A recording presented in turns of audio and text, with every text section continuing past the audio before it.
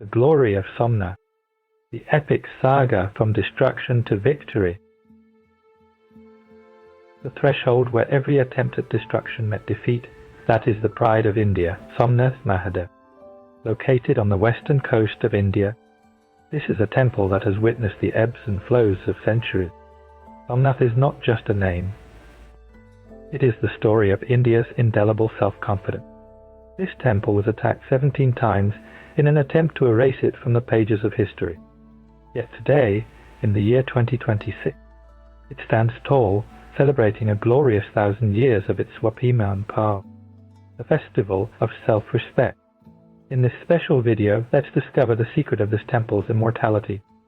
Namaskar, Pranam, Jai Somnath Mahadev, the glory of Somnath, science, and the mystery of the Baṇastambha. The name Somnath Temple evokes the very soul, faith and pride of India. Situated in the Prabhaspatan area of the Kathiawar region in Gujarat, along the seashore, this world-famous temple is established as the first among the 12 Jyotirlingas. The glory of the Somnath Jyotirlinga, located in the sacred Prabhas area, is described in detail in the Mahabharata, Srimad Bhagavatam and Skanda Purana. The name itself carries a deep spiritual origin. Some is one of the names of the moon god who performed intense penance here, seeking Lord Shiva as his Nath, called Master. Thus the deity in the temple came to be known as Somnath, the Lord of the Moon.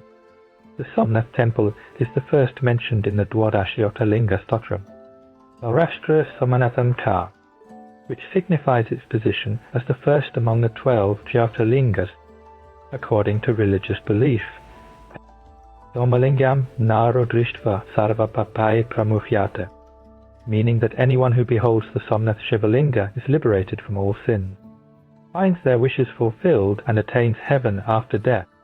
This temple on the coast was not only a center of spiritual power, but also a testament to thousands of years of Indian civilization, faith and resilience. As a symbol of ancient India's economic and maritime prosperity, its fame spread far and wide. Somnath Swabhiman Parv. The year 2026 is a special milestone in the history of Somnath, because it marks 1,000 years since the first attack on this holy temple. On the occasion of Somnath Swabhiman Parv, various spiritual and social activities were organized in Somnath from January 8 to 11.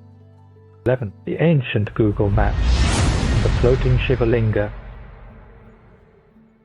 According to the earliest records, the temple existed long before the Common Era. It is said that in ancient times, the Shivalinga in the Somnath Temple was suspended in mid-air, a phenomenon that sparked immense curiosity. Experts believe this was a unique feat of architectural engineering, where the Shivalinga was held in place by powerful magnetic rases. Did you know that ancient India had its own version of Google Maps? A simple stone pillar standing in the courtyard of the Somnath Temple, known as the Baṇastambha arrow pillar, remains one of the world's greatest scientific mysteries, recorded in inscriptions dating back to at least the 6th century. This pillar serves as a guidepost with an arrow pointing toward the sea. It bears a profound Sanskrit inscription, As Mudrant Dakshin Dhruv Paryant Abadhita Yotimar. Modern scientists are stunned by its meaning. From this point in Somnath to the South Pole, there is not a single piece of land in a straight line. It is hard to believe, but if you trace a straight line from Somnath to the South Pole on a modern map today, you will find no mountains or islands across a vast distance of thousands of kilometers. This raises a fascinating question. At a time when much of the world was unaware that the Earth was a sphere, how did our ancestors know about the South Pole? Without satellites or aerial technology, how did they achieve such precise mapping?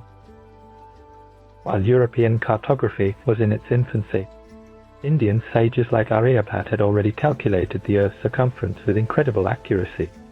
The Baṇastambha stands as a testament to the fact that ancient India possessed an advanced understanding of navigation and geography that modern science is still working to fully comprehend.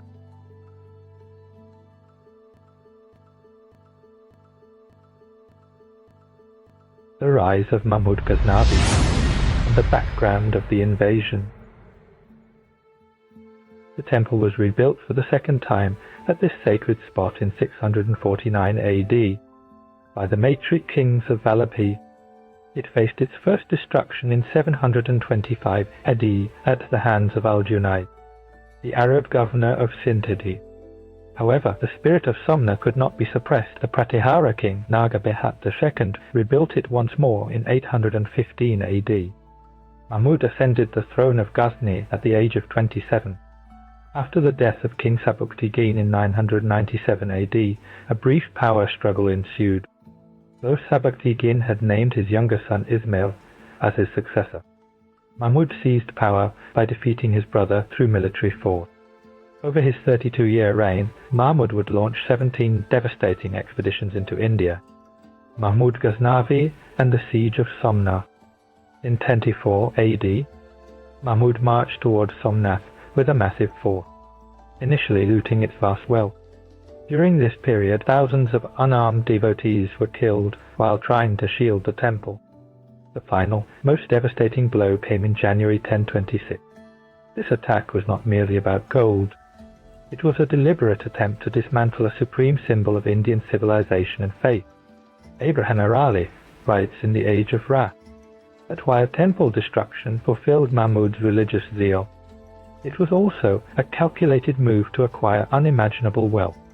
Interestingly, the famous traveller Al-Biruni noted that Mahmud's primary goal was not the conversion of the masses, as people returned to their faith immediately after his departure.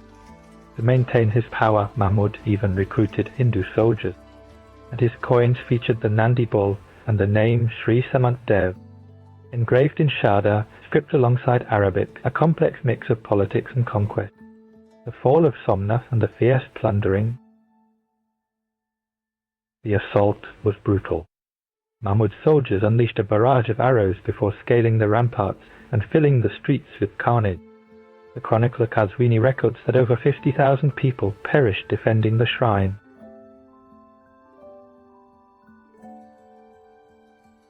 Upon entering the sanctum, Mahmud was confronted by a marvel of engineering. The main Shivlinga was suspended 2 meters in the air, held by magnetic forces. When the idol was shattered, a treasury of precious gems was revealed. He seized a massive gold chain weighing 40 mon, approximately 1500 kilo, and excavated the entire Garbhagriha sanctorum in search of hidden riches.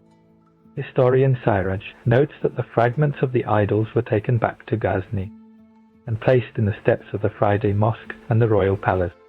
From Somnath alone, Mahmud reportedly looted the equivalent of 6 tons of gold. As Wolseley Haig described, these campaigns were like raids by dacoits coming like a storm, destroying the sacred and vanishing with the loot. At that time, the stone temple stood 13 stories high, its golden domes shimmering across the Arabian Sea. It was a place of immense devotion, where water from the Ganga was brought from 12,000 to 100 kilometers away every day for the deity's ritual bath, and 1,000 Brahmins remained in constant prayer.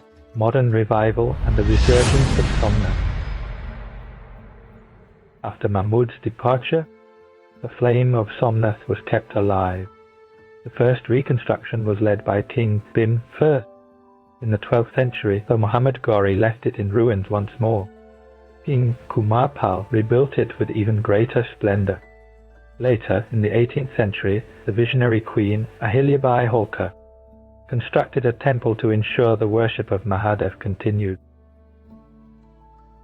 Following independence, Sardar Vallabhbhai Patel and K.M. Munshi launched a historic campaign to restore the temple to its ancient grandeur. Sardar Patel declared that this temple would become a symbol of India's culture and unity. Though Patel passed away on December 15, 1950, his mission was carried forward.